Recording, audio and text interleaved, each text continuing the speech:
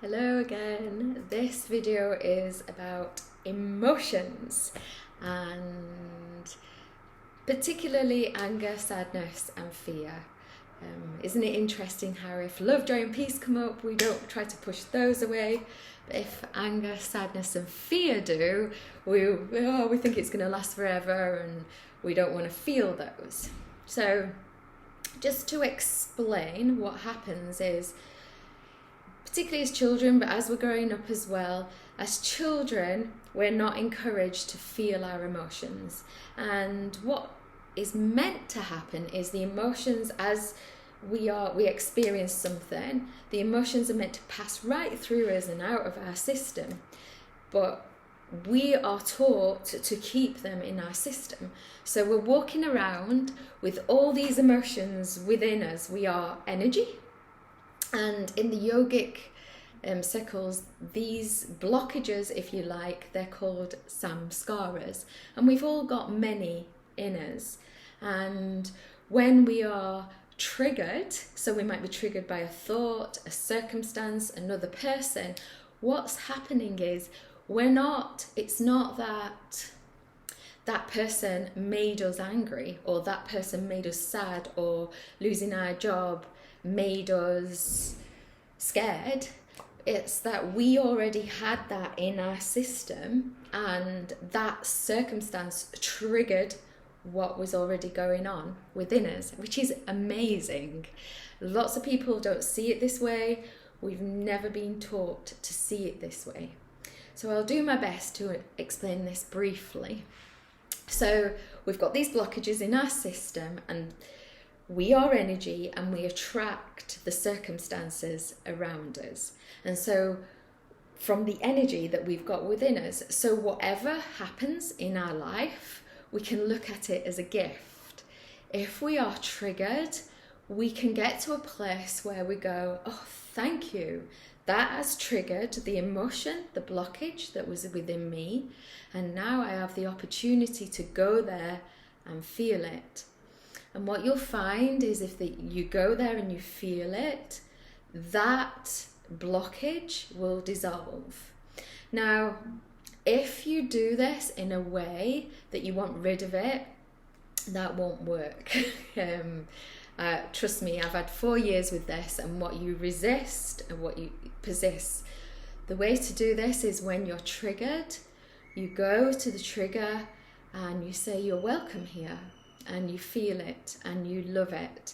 And for those of you that know inner child work, you might have a memory attached to it. You go to the version of you that was a child and you love them for what they experienced. Now, I'm not going to go into great detail on here, but we will learn more about that as you work with me. So the key is when the emotion arises, to go to that emotion. As human beings, we have mastered not feeling our emotions. Like, even now, I'll avoid it. I know better, and for the most part, every single day now, I will feel what is here to be felt. But for the most part, we want to push that away. We don't want to feel it. And what we're doing when something triggers us, when we push away the emotion that's arising, we're actually adding in more into our system by taking that circumstance and pushing that one on top into our system as well.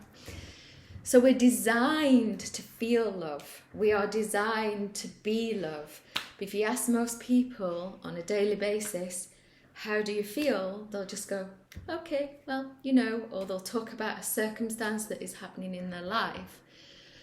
What we want to do is we want to clear enough of these samskaras so that the chi energy isn't blocked at the heart and it can flow through. And when we're asked, how do you feel? We have these, which I do now, we have these spontaneous moments of feeling abundance, of feeling love, of feeling joy, of feeling gratefulness. They just happen without even trying. And I can promise you that's possible, as that happens with me on a regular basis now. So you hear of these exercises where you're asked to write out 20 things you're grateful for today, and often they're forced. I'm grateful I can see, I'm grateful I've got children, I'm grateful I've got a home. What this is more you become the gratefulness. You are the gratefulness. And I can tell you from experience, this has come through feeling the feelings when they arise. We also, you may have heard in the spiritual communities about raising your vibration so that you're going to attract what you want, like law of attraction, manifestation. And yes, that's great, except for when you're triggered and there's anger there or sadness there. What do you do with that? It actually doesn't work to go, I'm not going to feel that sadness and I'm going to feel happiness. It doesn't work. That sadness is there. In those moments, what works is to focus on the sadness, to go to the loneliness, to go to the grief, and allow it to be and love yourself through it. And what you will find is in feeling that, it will dissolve and your vibration will automatically raise, and you will automatically feel more love, joy and peace. Now, I'm not saying don't raise your vibration. And what I've learned most recently is in those moments when anger, sadness, fear are arising within me, to focus. I more sit and observe now, and to focus on something that I prefer, to welcome that. So what I might do is, you're welcome sadness, and feel the pleasure in the sadness, to not view it as something that is bad. We're taught that these emotions are bad. And what I'll do is I might put on an inspirational YouTube video while I'm feeling these feelings. So I'm still focused on what I prefer, but I'm still feeling these emotions that are coming through my system. As I say, we'll talk more about this when it arises. One of the main tools in the spell breaking that I do, in the unblocking, in the deprogramming, when we work together, is bringing you to these emotions. So you're likely to cry or feel angry when you're on sessions with me, and that's normal. It is key to altering what's reflecting around you.